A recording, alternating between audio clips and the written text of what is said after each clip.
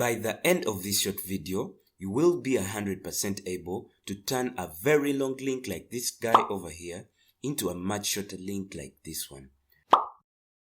So don't forget to like this video and say thanks by subscribing. So this right here is our long link. So let's 1. Copy the whole of it, and 2. If you haven't, install the 𝗣𝗲𝗀𝗀 app from the Play Store. PS, links available in the description. 3. At the home page of this app, press the plus button on your bottom right, and when this pops up, paste in the very long link you copied at the beginning. Then tap create, and to finalize, give your link a custom title. On top of that, also give it a custom ending so that you can differentiate it.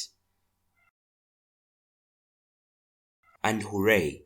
Your link's not just shortened, but you can also see how many times it's been clicked on.